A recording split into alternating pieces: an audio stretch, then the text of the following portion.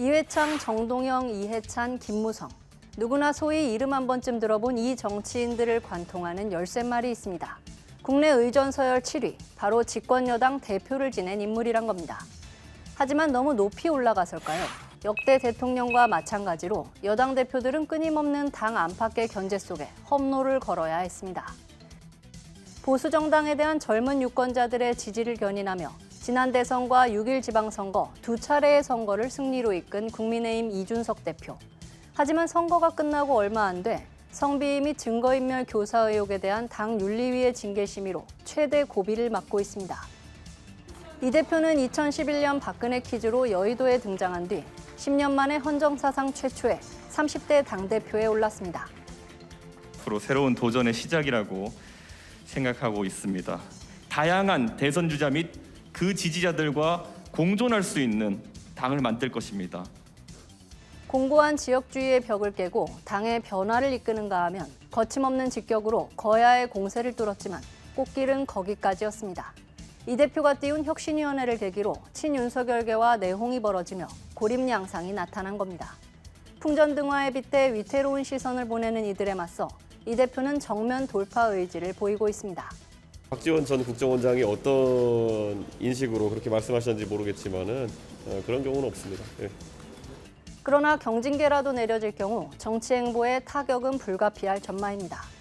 좀 과거로 거슬러 올라가 보겠습니다.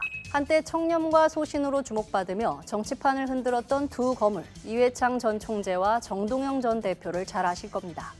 대쪽 판사 이미지로 급부상한 이 전 총재는 대법관, 국무총리, 당수까지 화려한 스펙을 자랑했지만 한 가지 타이틀을 끝내 가져보지 못했습니다. 바로 대통령입니다. 유력 대권주자였지만 포용력이 부족하다는 평가 속에 신한국당 내에서 사퇴 여론이 일었고 연이은 대선 패배에 씁쓸히 퇴장해야 했습니다. 열린우리당 의장을 지낸 정동영 전 대표도 대선 패배가 발목을 잡았습니다. 17대 대선과 18대 총선에서 각각 이명박 전 대통령, 정몽준 당시 한나라당 후보에게 자리를 내주며 존재감이 흐려졌고 민생당을 창당해 21대 총선에 나섰지만 낙선했습니다. 대권 문턱에 가보기도 전 당 안팎의 위기로 정치 행보가 흔들린 여당 대표들도 있습니다. 김무성 전 새누리당 대표가 그중 한 명인데요. 제20대 총선을 앞두고 친박계와의 공천 갈등으로 빚어진 이른바 옥새 파동이 연일 언론을 달궜습니다. 당초 여유 있는 승리를 예상했지만 당내 분열상으로 자멸하며 민주당의 원내 일당을 내줬고 김 전 대표는 물러났습니다. 당력을 결집하지 못하면서 많은 국민들을 실망시켜드렸습니다. 국민만 바라보고 국민만 두려워해야 한다는 사실을 잊었기 때문에 벌어진 일입니다.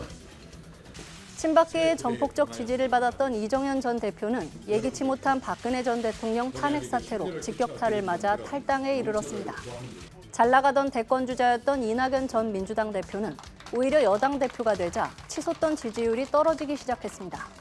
안으론 이재명 경기지사가, 밖으론 윤석열 당시 검찰총장이 존재감을 발휘했는데 결국 대선 경선에서 고배를 마셨습니다.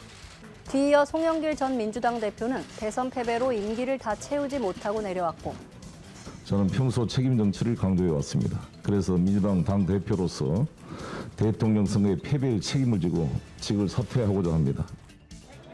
명분이 없는 무리수란 지적 속에서도 서울시장 선거에 나섰다가 큰 표차로 낙선해 결정적인 타격을 입었습니다.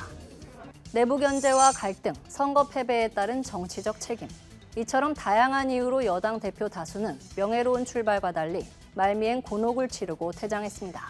하지만 여당 대표로서 임기를 무사히 마치고 정치권에서 명예롭게 행보를 이어간 경우도 간혹 있는데요. 대표적인 사례가 황우여 전 새누리당 대표와 민주당 대표를 지낸 정세균 전 국회의장입니다. 두 정치인에게 닮은 점이 있는데요. 이른바 웃는 상, 스마일맨이란 겁니다. 외윤회 강형 인물들로 온화한 성정과 친화력, 그리고 포용력이 공통적인 강점이자 임기를 채운 비결로 꼽힙니다. 관리형 리더십이라고 꼬집는 시각도 있지만 사분오열되기 쉬운 당심을 모으고 여야 협치를 이루기 위해 여당 대표에게 요구되는 가장 중요한 덕목을 갖췄다고도 볼 수 있습니다. 당 안팎의 집중 공세로 치명상을 입기 쉬운 만큼 여당 대표란 자리는 독이 든 성배로 불리기도 합니다. 때론 너무 멀리 내다보느라 발밑을 내려다보지 못하고 과욕으로 화를 부르기도 합니다. 여당 대표의 무게를 짊어지기 위해선 외풍에 흔들리지 않을 단단한 내공도 필요하지만 김무성 전 대표의 기자회견 내용 중 이 부분을 명심해야 할 것 같습니다. 국민만 바라보고 국민만 두려워해야 한다는 겁니다. 지금까지 여의도 풍향기였습니다.